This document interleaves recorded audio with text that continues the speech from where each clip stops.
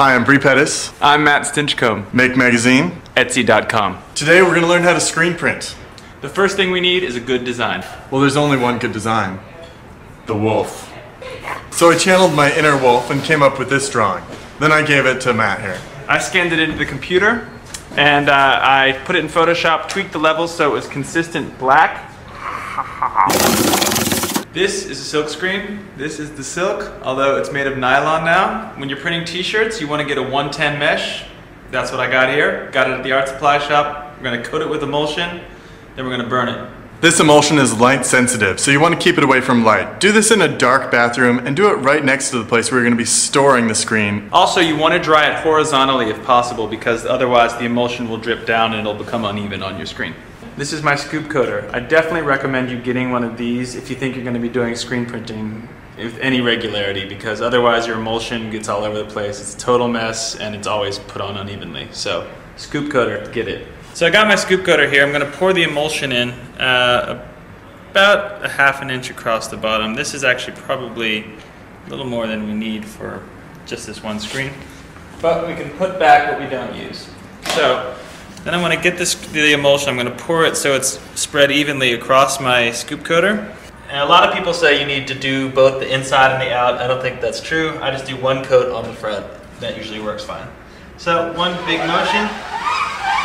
Going up, perfectly even screen. Tilt your screen back to catch the rest of your emulsion back in here so you don't have too many drips. There you go. I'm going to put it in my drying cabinet that I built. You can use all sorts of light sources to burn your screen. You can use the sun, or you can use a high watt light bulb. You're going to have to experiment with timing, and you're going to screw it up a bunch the first few times you do it.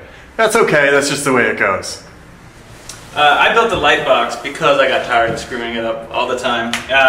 Nice thing about this is it's a consistent exposure time once you figure out what it is. It's about 3 or 4 minutes. One important thing to remember when you're screen printing, if you're burning your screen from above, like with the sun or a light bulb from up above, you need to have your image the reverse of how you want it to be on your shirt. If you're burning from below, you have it the way you want it to appear on the shirt, and you'll be waiting down for this. So I got my screen here. I let it dry for about 45 minutes or an hour. Now I'm going to burn it. So the first thing I'm going to do actually is weight down the screen. If you're really anal, you can actually, put black fabric in here and keep it out from light leaking, but a good solid piece of wood works just fine. So I got my wood over my image. Now I'm going to take this big black vacuum thing from my vacuum press and these roller skates, chosen only because they're heavy. And now I'm going to start the box, and I'm going to expose this for about the next 3 or 4 minutes.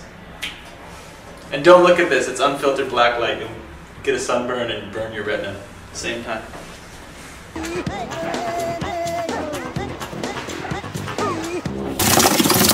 So, I just burned my screen, took about 3.5 minutes. You can see the image is in there, but now I gotta wash out the emulsion. First thing you want to do, I just attached a garden hose sprayer onto my shower head here, but you can do it underneath the shower, it's not as easy. This is better. Alright, so now I'm just gonna wash out the rest of the emulsion here.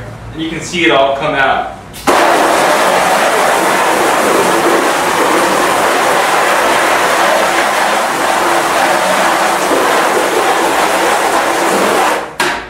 Okay, got my squeegee here, poured some ink along the bottom of the screen.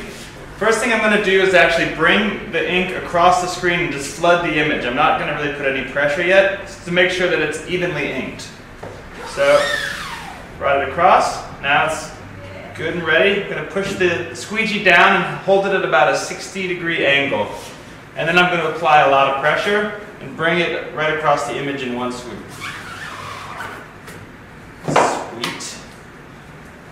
Awesome. Wow, that looks great. Alright, I've got a flash dryer. I'm going to dry the ink, dry the print underneath this thing. It just speeds up the job.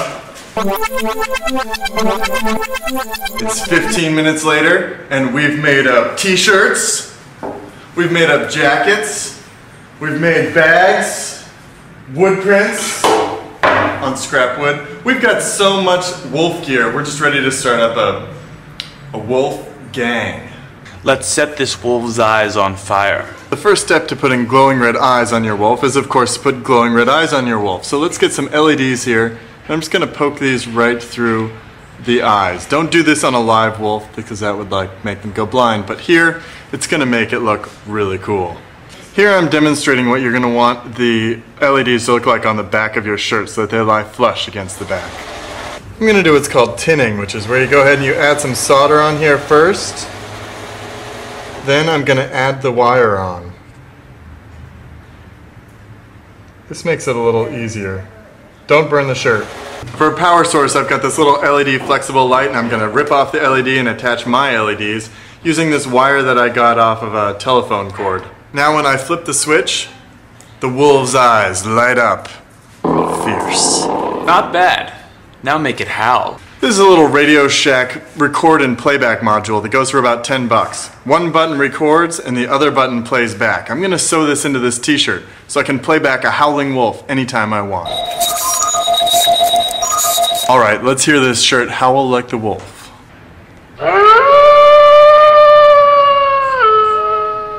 Now it's your turn to go out there and screen print whatever you want. T-shirts, jackets, anything. So go out there, do it, and have a great weekend.